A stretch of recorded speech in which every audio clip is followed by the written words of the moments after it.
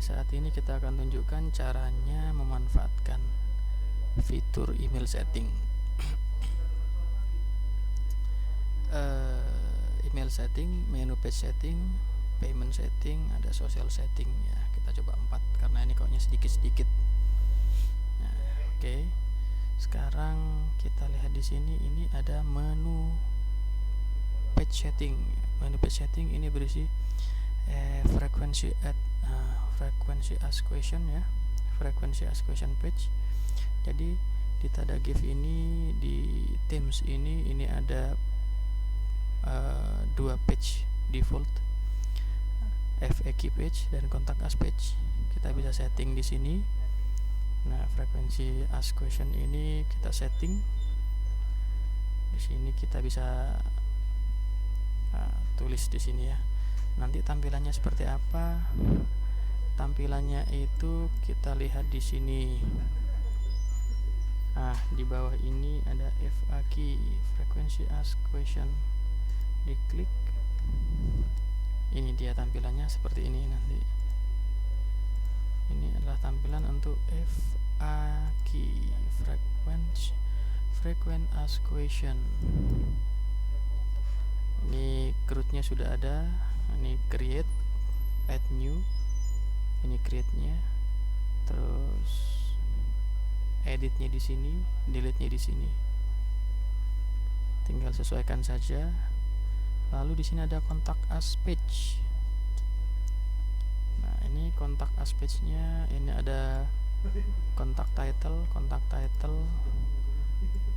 text-nya, kontak emailnya. Nah, ini bisa kita ganti. Kita ganti ini info @tadagif.id.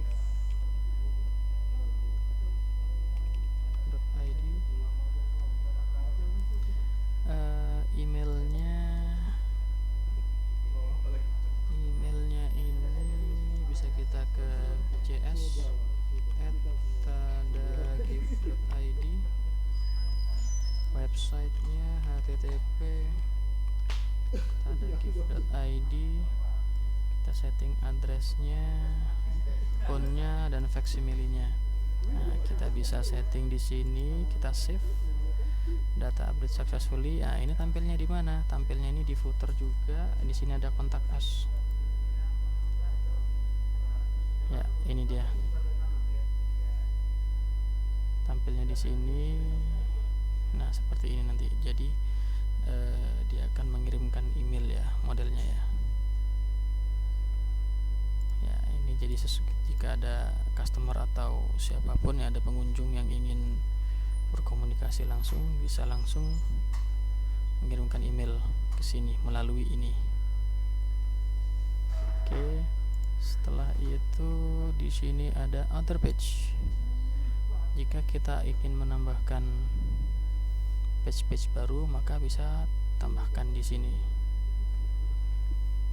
Di sini ada page term and condition, privacy policy, ada about us juga. Ini bisa kita headernya kita atur, headernya show atau enggak, footernya show apa enggak. Nah, kita lihat, nah bisa kita edit juga di sini. Isinya seperti apa? Nah, ini isinya. Sesuaikan dengan kebutuhan. Oke, selanjutnya kita beranjak ke email setting. Email setting ini ada email template, configuration dan group email. Email template ini berisi template ya, template email yang nantinya kita akan kirim. Misalkan email tabnya seperti ini, vendor verification. Email subjeknya request for verification. Nah, ini kita bisa edit di sini. Nah, ini dia. Yang perlu diperhatikan adalah di sini customer name. Ketika kita akan menampilkan customer name di sini, maka kodenya itu adalah seperti ini ya, BB code. Kita menggunakan BB code ini. BB code yang disediakan itu ada customer name, order amount, admin name, website title, order number. Nah, ini kita bisa menggunakan BB code-nya. Nanti ketika ini dan nanti akhirnya hasilnya ini akan menyesuaikan sesuai dengan customer name-nya nanti. Nah, setelah itu ini ada subscription warning, vendor accept, new register, new order. Nah, ini semua ini adalah template-nya, ini nggak bisa ditambah. Ini adalah template yang bawaan dari Teams. Nah, sekarang email configuration. Ini dia. Email configuration ini ketika kita menggunakan SMTP. SMTP ini protokol untuk email. Saat ini kita menggunakan ini, maka nanti untuk di hosting yang menyediakan jasa email, kita kontak adminnya, kita tanya hostnya berapa, SMTP portnya berapa, encryptionnya apa. Nah, ini adalah SMTP username-nya. Nanti ini kita daftarkan dulu di hosting emailnya. Nah, baru kita bisa tambahkan di sini. Nah, yang perlu diperhatikan adalah ini konfigurasi ini adalah konfigurasi mail engine dari mail server dari hosting. Ini harus tahu, kalau enggak maka emailnya enggak jalan. Grup email. Nah, kita juga bisa memanfaatkan grup email. Nah, grup email ini adalah mengirimkan email ke semua grup. Di sini ada tipe ini ya, ada tipe groups, ada tipe user, ada customer user, ada vendor, subscriber. Jadi kita bisa mengirimkan email gelondongan, bulking kepada customer langsung secara bersama-sama, vendor atau subscriber. Oke, email setting sudah. Sekarang kita ke payment setting. Nah, payment setting ini berisi payment information, ada payment gateway dan currency. Nah, coba kita lihat payment information isinya apa. Nah, payment information sebenarnya ini ada beberapa payment yang bisa kita gunakan, mulai dari Stripe, PayPal, Instamojo, Paystack, Paytm, sampai Razorpay. Nah, ini semua bisa kita gunakan. Tapi saat ini yang kita aktifkan itu cuma PayPal saja. Nah, kita aktifkan PayPal-nya di sini. Caranya ya tinggal diaktifkan atau dideaktifkan. Setelah itu di bawahnya sini ada lagi settingan ini. Ya, ini dia. Ketika ini maksudnya adalah guest checkout. Guest checkout itu adalah kondisi ketika user itu kalau mau belanja nggak perlu login. Nah, ketika kita mengaktifkan guest checkout, maka pelanggan tersebut bisa langsung belanja tanpa harus registrasi. Karena kemarin permintaannya harus registrasi terlebih dahulu, maka guest checkoutnya kita deaktifkan, tidak diaktifkan atau deactivated. COD kita matikan. Nah, ini currency format before price atau after price. Ini tergantung, kalau rupiah biasanya di before ya.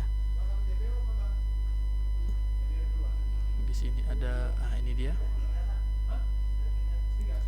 Ada withdraw fee yang kemarin itu kita setting di sini. Withdraw fee-nya itu kita kasih 5 rupiah. Ini terserah, nanti bisa kita disetting ulang. Withdraw charge-nya itu 5% kemarin. Nah, kalau ada tax kita bisa pasang di sini. Nanti otomatis ketika dia si merchant akan melakukan withdraw akan dipotong sesuai dengan potongan yang disetting di sini. Nah, di sini ada vendor atau merchant ya. Di sini ada fixed commission. Maksudnya nanti adalah ketika merchant itu mempublish barang, umpamanya barangnya itu 10.000. Nah, ketika di sini kita fix commissionnya kita kasih 1.000, maka otomatis akan menjadi 11.000 ditambahkan di sini. ini bisa bentuknya fixed commission, tambahkan, atau persen, berapa persen dari harga barang. Nah, itu bisa kita aktifkan di sini. Nanti otomatis harganya akan langsung bertambah ketika tampil di depan. Setelah itu semua selesai, bisa kita save. Setelah itu, nah ini untuk payment gateway. Payment gateway-nya sebenarnya ini adalah fiturnya payment gateway. Nah, payment gateway kita aktif. Ada lagi satunya mobile money. Mobile money ini bisa dipakai di mungkin ini template dari India ya, ini dipakai di sana ini mobile money atau juga. Nah, untuk payment gateway ini kita pakai yang Mitrans. Setelah itu kita bisa setting juga di sini currency. Nah, currency-nya ini ada di sini, ada IDR. Nah, yang perlu diperhatikan adalah di sini ya. Di sini ini acuannya adalah USD. Jadi 1 USD itu harusnya adalah berapa IDR. Jadi nantinya ya, ketika kita mengkonversi dari Indonesian rupiah ke USD, harganya akan langsung, kurensinya disesuaikan dengan nilai kurs. Yang perlu diperhatikan nanti ini harus di-maintain setiap hari. Kita lihat kursnya, kalau enggak nanti salah harganya. Nah, saat ini kita samakan saja sehingga nanti IDR sama USD sama. Harusnya ini nanti disesuaikan dengan kurs. Ini kita set default, bisa kita set default. Misalkan kita USD yang set default, kita klik sini aja, maka dia akan menjadi set default di sini. Nah, kalau Indonesian rupiah yang di set default, maka klik di sini. Oke, payment setting sudah selesai. Setting-settingnya sekarang kita social setting.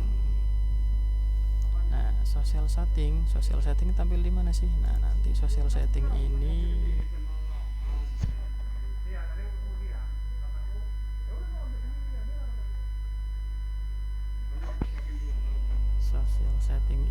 tampilnya di sini. Ini dia. Ini nanti social settingnya. Nah, ketika kita setting di sini, social link, klik social link. Nah, seandainya kita punya page Facebook sendiri, kita langsung bisa redirect ke sana. Google Plus juga, Twitter juga, LinkedIn juga, LinkedIn juga bisa, Dribble juga bisa. Jadi seandainya kita punya sosial media ini semua, kita bisa langsung redirect ke sosial media punya kita. Oke, di sini ada Facebook login. Nah, ini sudah diaktifkan kemarin. Ini ketika nanti menggunakan ini ya, Facebook ya, login pakai Facebook atau login pakai Google. Nah, ini caranya nanti harus di Facebooknya itu harus membuat apps dulu, lalu bisa kita integrasikan di sini, sama juga dengan Google. Nah, ini harus kita buat appsnya, baru kita bisa integrasikan di sini. Oke.